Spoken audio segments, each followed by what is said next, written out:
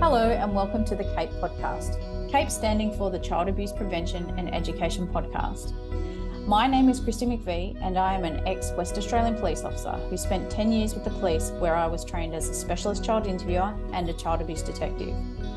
This podcast is all about sharing what I learnt, saw and knew whilst investigating child sexual abuse in the police force.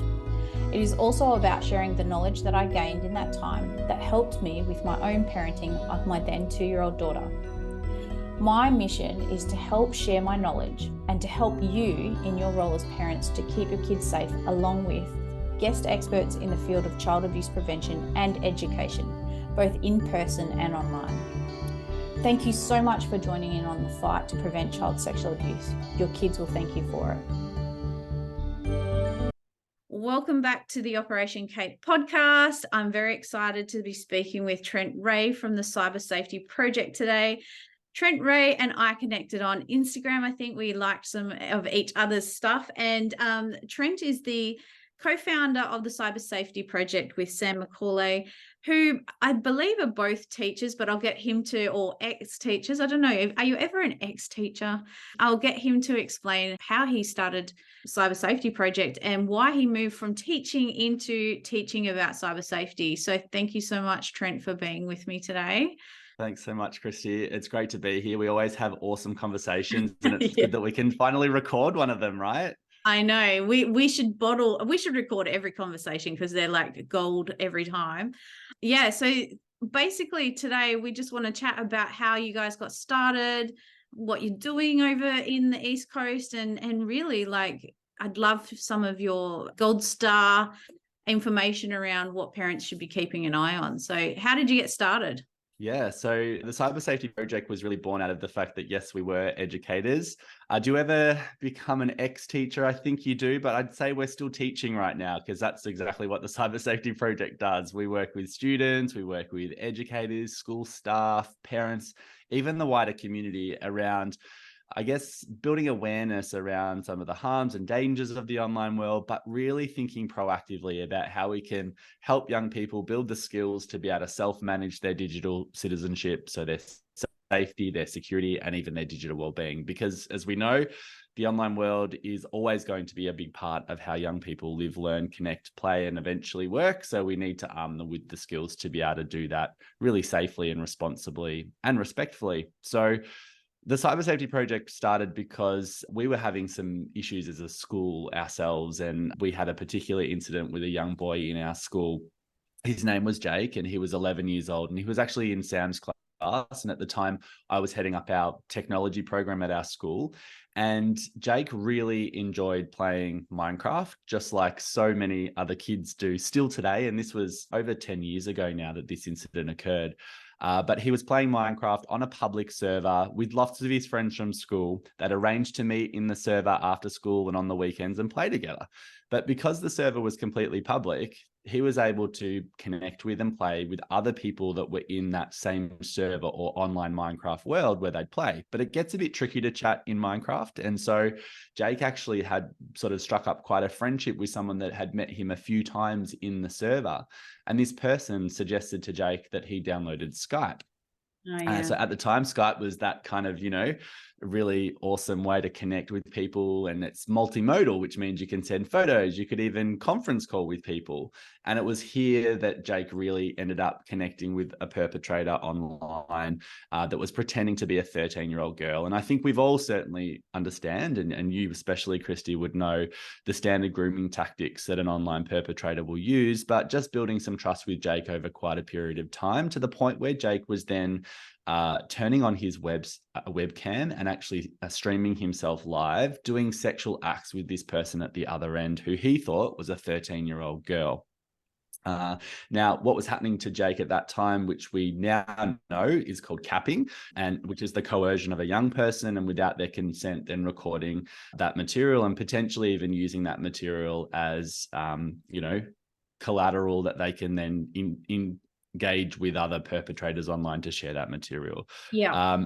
But we discovered it on the device at school because he had downloaded Skype on the school laptop, and unbeknown to Jake's family, he'd been doing this in the bedroom with the door closed without his parents knowing this for about 4 weeks.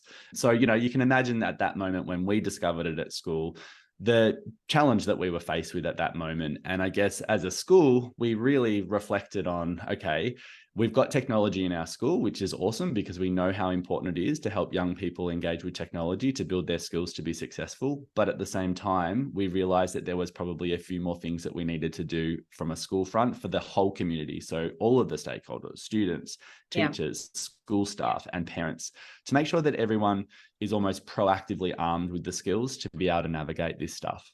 Yeah. So that's where it was born from. And now we support schools all across Australia, and particularly now over in WA as well, and even New Zealand. Oh my God. Well, I just love people who see a problem and fix it. Or see a problem and find a solution. Like, where people are like you are change makers in the world. You don't sit by and just go, well, I can't do anything, let's go and find, you go find a problem, you see a problem, you fix it. I really appreciate you telling that story, because this is a very common story, right?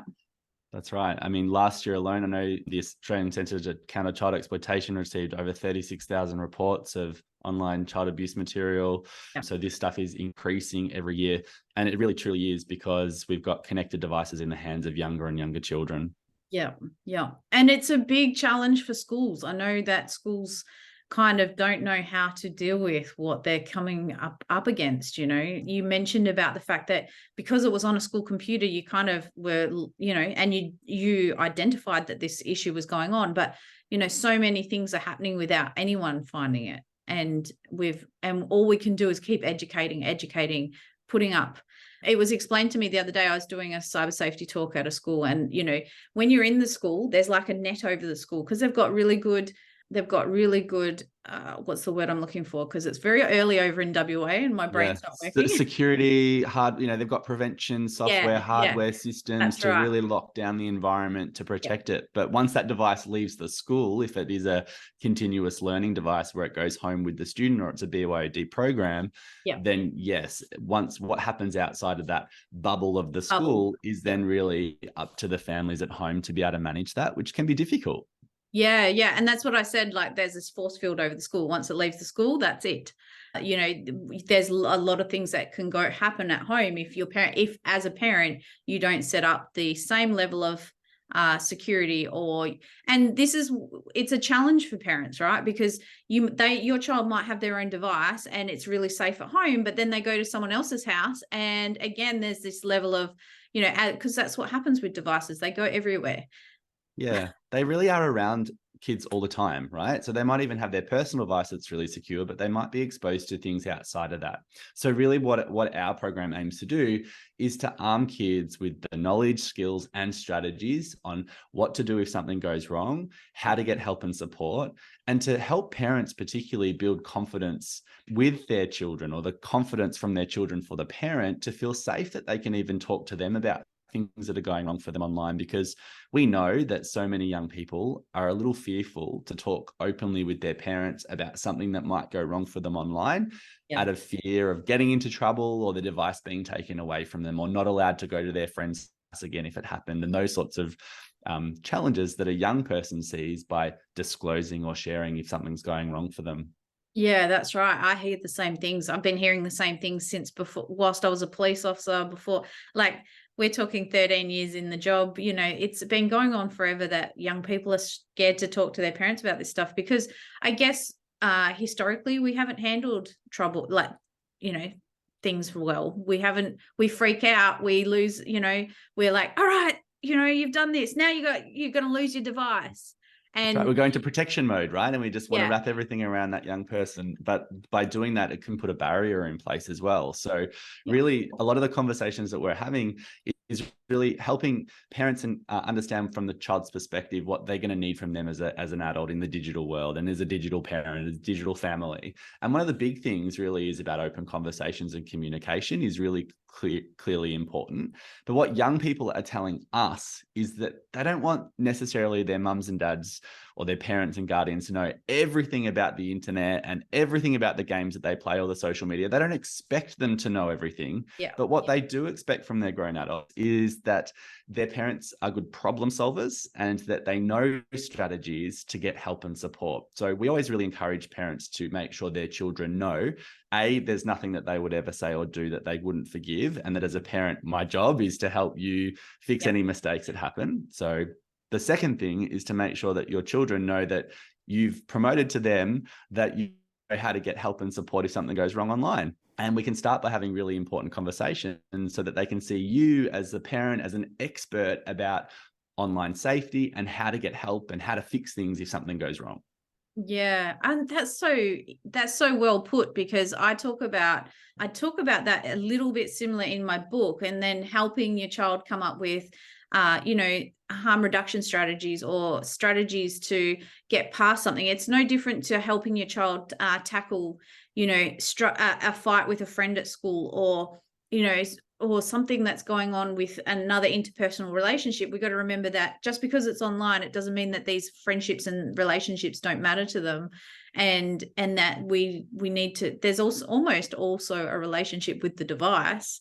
So we need to handle that with not kid gloves, but with respect. Yeah. So I use the terminology teachable moments and one step removed. So, by saying things like, oh, what could kids do if, for little kids, or what could you do if, you're giving them an opportunity before the actual incident happens to try and come up with a strategy to get out of it. And that's how I taught my daughter. And so when something happens, they don't they don't just go blank and go, oh, I freeze. They've actually got strategies. Is it? So tell me a bit more about what you teach kids in your sessions, and what strategies you recommend. I mean, for anyone listening, we actually tried to record this podcast a week ago, and my internet just cut out, and it was just so we've done this again. And during that podcast, I reckon we haven't touched base on some things. You mentioned about public, private, and personal spaces. And I really want to reiterate that to parents, how important those teaching about those three different spaces. So just go through that again, Trent. Yeah. So what we really encourage is to try to reduce the overwhelm, because it can feel really overwhelming as a parent, right? Thinking about all the apps, games, and platforms and websites, and it's just not possible to know all of them. But what is possible to know is that actually any space that you go online falls into one of only three types of spaces. So we refer to different spaces as personal, private, or public spaces online. So when we think about personal spaces, these are the spaces that are just for us and our eyes only. And when we talk about personal spaces, the examples of those are things like even using an iPad and taking photos, and those photos living in the iCloud. That's a personal space because you've got an iTunes account and those images are stored in a personal space. No one else can see them until you decide to do something differently with those photos, like maybe sharing them or posting them online. And we protect those spaces quite often with really long and strong passwords. And the reason we do that, want to keep those spaces very secure. Even now, more so than ever before, we're also putting a second step of verification into those systems. So we're talking about that multi-factor or two-factor authentication, which is a really important cyber safety 101 in 2023 and beyond. If we've got multi-factor set up on all of our personal spaces, that's going to protect them. But online banking, email inboxes, we can start having conversations with young people about, in these spaces, there can sometimes be quite personal information and details that we would never want to share with anybody. And we want to protect them with all our might. But then I guess where we know a lot of young people are spending their time online are in private spaces. And private spaces online are often online games. They can be private social networking spaces, group chats. I mean, this session that we're on right now, recording this podcast, is a Zoom call between you and I, but I know that this is going to become public because you're going to share this soon as a recording. So right now it's private.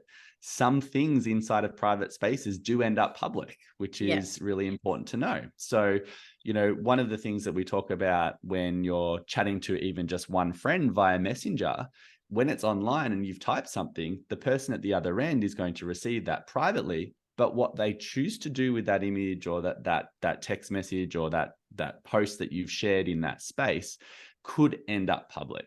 Yeah. So we often move then from private spaces to talking about public spaces, which is where you would probably end up encountering tricky people, strangers, unkind people.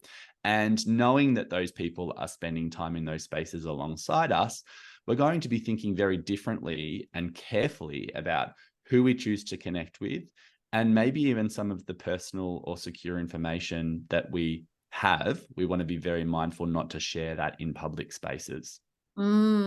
Yeah. And when you break it down so simply, and I'm sure this would, I'm sure you would see kids' eyes, like the light bulb go off in some of them. Yeah, and they start to think about the apps that they're using, and we start talking about, well, think about the things you love to do online and put them in the 3 circles, and then think about, let's put all of the different pictures of the different apps into different groups and say, well, look at how many spaces you go online where it is either private or it could be public, and then start having conversations from that point about strategies for staying safe. And even as a parent, if you can sit down and show them that you're a bit of an expert around doing something like that, it can give the kids confidence to think, wow, my parents know a bit about this online stuff. Yeah. And then there's your in to have the next step conversation about why it might not be safe online and how to get help and support if something goes wrong. Because we know so many young people just hear their adults saying, be safe, don't do this, don't do that. But they often just miss that why opportunity, why it's not safe online. And we've got to think about age-appropriate ways to have those conversations. Yeah, that's so true. And the why is what connects the knowledge with the actual lesson. If there's no why in there, then why would I bother doing what my parents say? Yeah, that's right. And we've had conversations before too, Kristi, about, safe, like unsafe, experiences and scenarios, and then maybe categorizing things as to being safe or unsafe, or, having those kind of conversations. It opens up a window for that conversation. We use the PPP strategy, or personal, private, and public spaces online, as a good starting point for a conversation as a family. And then it's amazing what conversations come out of that. Yeah. I think parents are scared to sometimes talk about like strangers and tricky people, because they don't know how to have those conversations without scaring their child, because kids are online pretty young. And so, what are some words you've used? Tricky people, unkind people, strangers. And strangers. Yeah, they're all really good terminology. How would you describe a tricky person to a young person? Yeah, so when we're talking to even kids in foundation grade 1 and 2, for example, when we're doing our student sessions, we talk about tricky people as people online that might try to trick you into giving away some of your personal information. So it might be a thing that pops up on the screen that says you've won a prize. And if you click on that prize, then you might actually be asked to give away some of your details, because they're going to maybe want to send you that free iPad, right? So that means that they might then start asking you for your address or your phone number or where you live or further details about yourself. And we know that's really not safe to give that personal and secure information to tricky people. So we start with things like scams and online situations that might be difficult. Yeah. When we talk about strangers, we actually show an example of playing Minecraft, and then suddenly there's a person in Minecraft that actually is a stranger, and then they start chatting to us, and we sort of say, well, they look like a cool person and they look like a lovely person, but we can't see who they are. It's like they've got a full mask on and you just cannot tell who they are. It's even harder to spot a stranger online than it is to spot a stranger out at the playground or when we're out doing something in the public, because we can tell if we know someone or don't know someone. And it's harder to pretend offline than it is to pretend online. So talking about pretending, masking, it's hard to tell if someone truly is who they say they are. That's how we have stranger conversations. Yeah. And I mean, I guess the difference between stranger danger in person versus stranger danger online is that almost everyone is a stranger unless you know them in real life. And a device, once upon a time, our worlds were quite, insular. We only knew our parents' friends, our friends' parents. We only knew those people. Now we've got a device that opens us up to billions of people. I think Roblox, I haven't checked the statistics recently, but Roblox in one day has over 50 million users. And, half of that, just over 50% of them are children under the age of 18, and 50% of them are people over the age of 18 on Roblox, which is a kiddie game.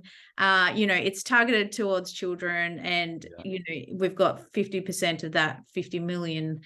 And I think kids don't think that who they're playing with online is an adult. They never think that. You can ask whatever age group what the average age of an online gamer is, and they all say some age around their own age, like 12, 10, 9, 15, and it's 34 to 36 years old. Yep, that's right. I mean, when we had the incident with Jake, who was playing with other people on Minecraft, same situation. This person said they were 13, so he believed it. While we're on the topic of Roblox, I've got two really important messages about this platform. Firstly, Roblox isn't actually a game, it's a platform. So it's actually a place where you go to play lots of different games. Yeah. And one of the big things with Roblox is, when we're having conversations with parents particularly, they know that there's parental controls, but there's one specific control in Roblox that we think is crucial to have turned off, which is the ability for a young person to play user-generated games. Because there's the Roblox developed games, and then there's user-generated games. And so when you're in Roblox looking for a fun game to play and start joining a world where there will be other players, there's the Roblox version and then there's the user-generated versions. So if we turn off accessing user-generated games, we're going to create a safer avenue for the child to choose from a list of games in that platform that have actually been developed from a safety perspective. Whereas, especially when it comes to the content of what are in those worlds, because someone with a bit of technology now can create a Roblox game and upload it into that space. And we've seen all sorts of things. And one in particular a couple of years ago was called Meep City, which was a sex dungeon. Yeah. And around 10,000 kids jumped in there and played in that space. And it was very unsavory.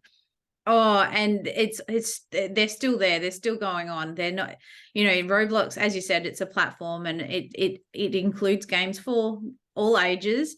But like you said, user generated means that anyone can create any type of game, and lure people in. And I played Roblox for a bit just to understand it, and went with my daughter, and it was quite an interesting experience. I mean, I can see why kids are drawn to it, and I can see why, people, but, tricky people or predators or, people who are preying on children, they're going to be where children are. And Roblox is one of the biggest platforms for children. So, I, when I played Roblox, it was quite interesting because, it was an interesting game. It has interesting things going on in there, and I love that. And I actually haven't had anyone in this space, this cyber safety space, say that to me before. So the fact that you guys are sharing that with parents is amazing, because, and I always recommend that parents spend some time on platforms. Like, sit down and ask your kids, how does this work? What's going on? What do you do? Give them half an hour of your time and just be interested in what's going on in their world. And I find that once you've done that, your child will be more likely to tell you what's going on in that world. Yeah, absolutely. I mean, we kind of put it like this too. If your children really love playing games online, we always as parents want to make sure that we're invested in what our children are interested in. And so if your kids played sport, if they played footy or tennis or netball, you got to have a hit with them or a kick with them outside and get to know what they enjoy doing. Yeah. So it's the same with online games. And, when you're having those experiences, it's opportunity for connection building. And when we can build those connections, we can then start having those more difficult conversations with our children, rather than going in full cold and just saying, I heard Roblox is not safe. You're not playing it anymore. It's not safe. Be safe when you play. It's a very different perspective that young person's going to gain from you. Yeah. We were talking a little bit about strategies around, I guess, for really young people, around strangers and tricky people and unkind people. But there's also, I guess, some strategies that we can employ, I guess, when we've got teenagers and tweenagers in our homes as well, when we're talking about that friendship connection online, because around 86% of young people told us in our latest digital habits survey that they have chatted to a stranger online. But interestingly, 34% of those have maintained an ongoing friendship with someone that they've first met online. And so, that's that that's pretty alarming. That is But we alarming. also have to remember that you and I met online, Kristi. We met on Instagram, right? True. And so we can make really meaningful connections with other humans online. It's just how the I world agree. works. Okay. So what we need to be thinking about is helping young people consider criteria for their friendships online. So we kind of give kids in upper primary and into secondary school who are starting to formulate friendships in the online spaces to have their criteria for an online friend. So one of my personal criteria is, do I know you offline? And if the answer is no, as a young person, then I would be thinking more carefully about how I connect with that person. Yeah. The second thing is, then if I'm going to be friends with this person online, would I stop and say hello to them if I did see them on the street? Right. Oh, So, because wow. if I wouldn't stop and have a chat with them on the street or down at the local shops, if I bumped into them, why would I have them following me on Instagram, seeing all of the things that I'm sharing? My Yeah. next criteria, particularly on my own personal accounts, is if I would stop and have a chat with them on the street, my next question is, well, would I let them into my house? Would I invite them over to my house to have a cup of Yeah. tea and let them inside my house? Because if I wouldn't let them inside my house, I wouldn't let them in my private space online, because my house is my private space and my online presence Yeah. can be private too. So I'm very selective, particularly with my own personal experiences and connections with people. So we start to have conversations with our kids about those things too, and getting them to establish, well, what's your criteria for an online friend? And let's think about that. And that's a great way to also open up that conversation. Wow. And I guess we talk about strangers and how we connect. Yes, you're right. We've connected online. We've never met in person yet, but we've created this really great relationship. And so great things do come from the internet. Great friendships and relationships come from the internet. And I do know that there's a lot of value in the social media and in these connections. And I put it back to, say, a young teen or a tween who is struggling. They might not have anyone to talk to, and they can make connections with other people around the world, and it means a lot to them. There's people who are still walking around on this earth because they've made connections online, right? That's right. And especially minority groups as well that feel Exactly. isolated, they can meet their community. And I think that, but what we have to make sure is that we're arming the young person with all of that knowledge around the fact that at the end of the day, our most vulnerable people offline are also our most vulnerable people online. Yeah.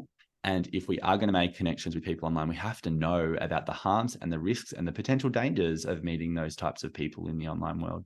Yeah, and I worry especially for young people, but for minority young people, because in my experience as a police officer, those young people are the ones they're so vulnerable, but they also are the ones who are groomed more often. They are targeted more often because they're desperate to connect with like-minded individuals. They're at a very vulnerable state, and people use and abuse that. And it's a real concern for mine. I always also talk about with parents, especially one-on-ones, when I talk to parents about this stuff, is that, understanding or helping your young person understand their own boundaries and their own personal beliefs and their values. Because it's very easy for someone a tricky person or a stranger to work around their boundaries and values, and finding what they believe in is really important for a young person to learn that early on. It's not just important for online, it's important for all personal relationships.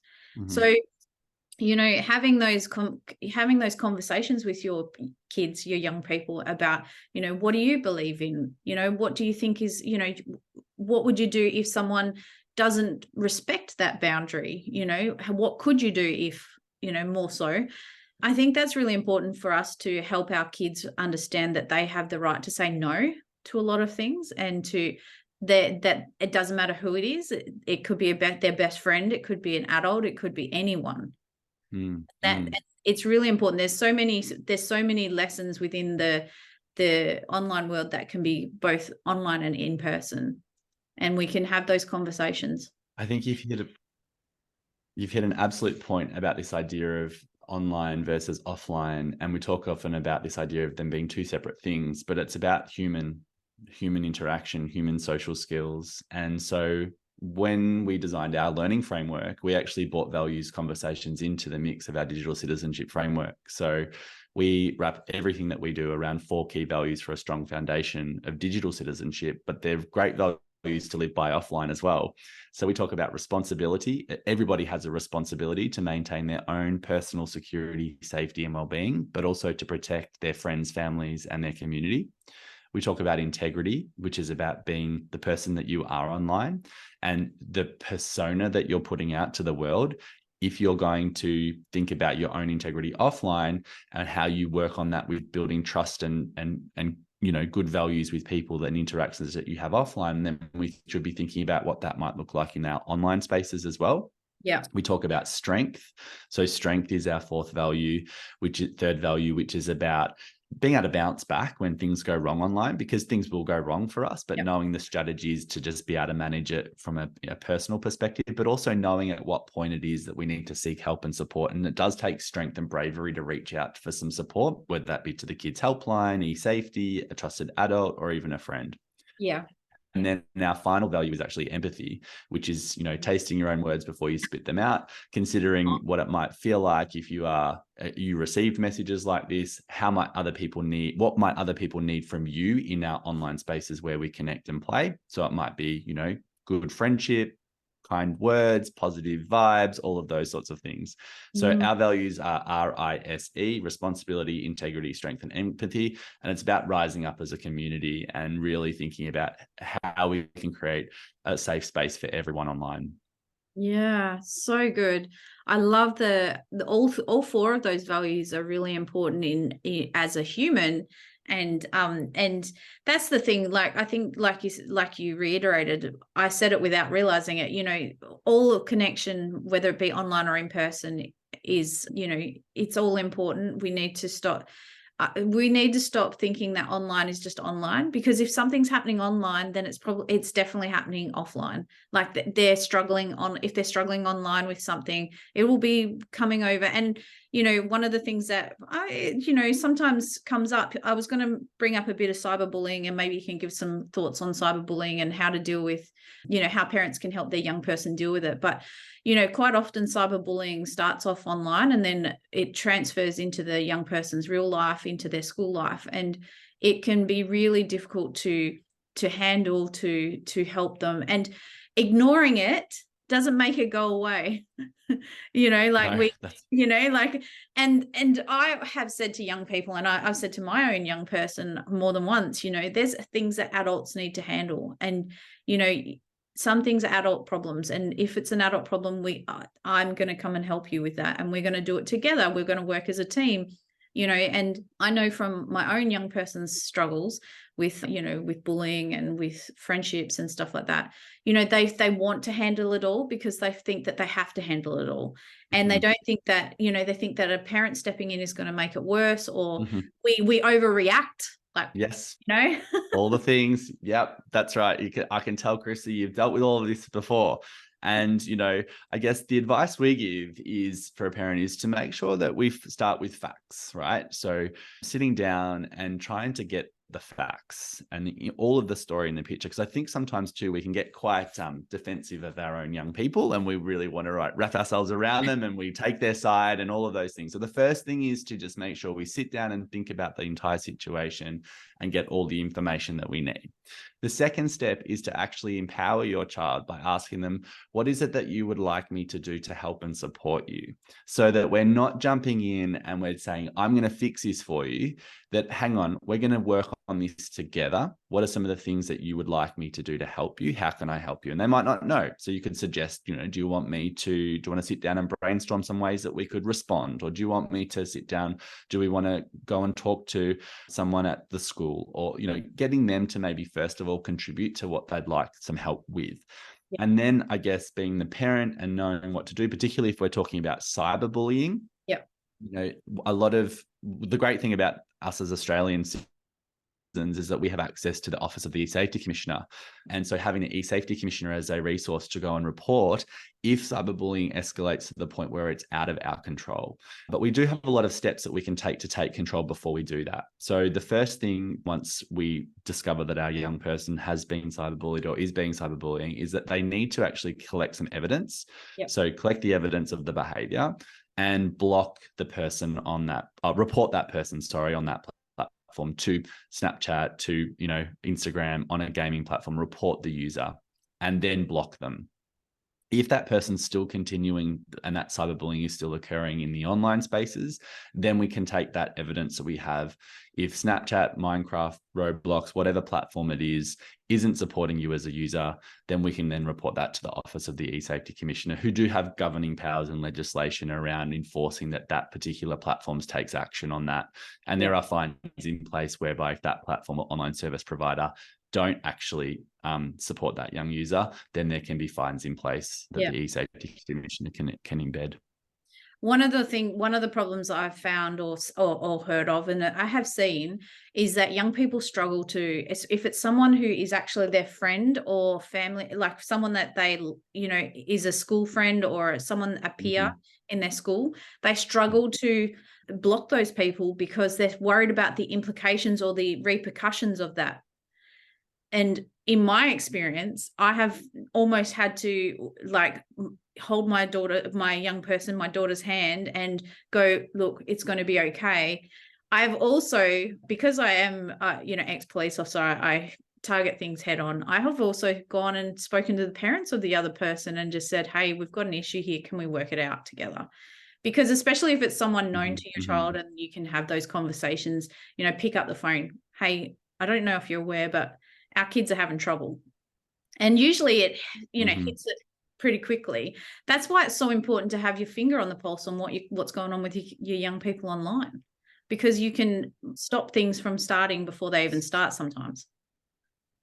That's right. And it's being in tune to them and noticing their behavior too. So if you see a change in their child's behavior, which is more time online or wanting to spend less time online, that can be a clue both ways. So they could be spending a lot more time than usual online because they're going in and checking to see what's going on and they want to be across what's happening and they don't want to miss out on something if someone said something about them, or vice versa. They might be really moving away from their technology. They can be clues that something can be going wrong. So one of the strategies that we talk about in our CARES program, which is like first responders to cyberbullying, is there can be harmful ways to approach that. And then there can be really that can hinder it, or they can be helpful. So harmful would be like, get off your device, you're spending too much time online, versus saying something like, I've just been noticing you've been using your technology a lot more lately, or is everything okay? There's two different ways you can approach it, and you can tell straight away, just even by changing the way you ask the question or pose the scenario, it can make a difference. Oh, I wish I had known that question years ago. It's hard. I always go back to my own experiences as a parent. It's tough. And this is adding another layer of toughness to the job that was already hard, but it's even tougher. Some people do it really beautifully with some parents think, but no parent has it all, No, it all sorted. And don't be hard on any parent. That's right. Yeah. And I mean, even teachers, even police, police are struggling with the amount of, reports and a lot of stuff it's such gray area in legislation that there's not much that they can do, even the E-Safety Commissioner can do stuff. Yes. And they do stuff about this, but there's still gray areas where it's not really helpful. So we need to just be mindful of this. I think we're in a position now more than ever before that we're lucky as digital citizens to have more legislation, to be moving towards a safer world. We have great resources here in Australia. My sister-in-law and my niece used it just 5 days ago. A perpetrator started sending my niece some nude images on Snapchat, and they actually went to the police. And unfortunately, the police felt a little bit ill-equipped and just said there was nothing that they could do about it. I spoke to my sister-in-law and said, well, you've got some evidence there. Why don't you reach out to the ACCCE? Within about 20 minutes, they had an email back from the ACCCE asking for a little bit more information. And so, that's a pretty rapid response. And so I think we're really lucky to have services and places that we can go. We've got amazing educators, ex-police officers, as you say, people out there who've experienced these issues in their own way and then created something to get help and support. So I think as parents, they knowing that there are so many different places where you can speak to people, get advice, get support, and we're really accessible, just like you are on Instagram. Like if there's something going wrong for you as a family, reach out to us or reach out to Kristi McVie or one of the other trusted e-safety providers around Australia. There are amazing people that you've been speaking to, and we're all here to help. And I think together we can achieve more. So knowing we're not alone in this and that there are lots of support avenues, I think I just feel really fortunate that now more than ever before, there's so many of us having these conversations. Yeah, totally. And yeah, that's almost a great finishing point. But I don't know if you remember the question I told you last week, but the question I ask all my interviewees is, when I was writing my book, I kept thinking if parents knew what I knew, they would do things differently. And so hence why my book actually was created, because I kept thinking that, and I was writing everything that I knew, thinking if parents knew this, they would do things differently. So if parents knew something, it doesn't have to be, you've already told us so many amazing things and strategies, but if parents knew what you knew, what would they do differently? Yeah. I think it's starting as early as you can to build positive relationships with your children. If they are going to use their devices in their bedrooms, make sure the door's open and you can see the screen at all times. Yeah. And also not taking our devices into our bathrooms or toilets either. I think they're really important strategies that we just need to make as a no-go zone. So that's my number one. And I know that was different to lots of the other things I shared, but I wanted to think of something different to add. That's exactly, like, everyone in this space is saying the same thing. Even the ACCCE, which is the Australian Centre to Counter Child Exploitation, the e-Safety Commissioner, everyone knows that children are, whilst they're in those areas, that is where abuse is happening. And so we need to ensure that and it can happen in public areas in the home, but it's still happening, more likely to happen in a bathroom or a bedroom.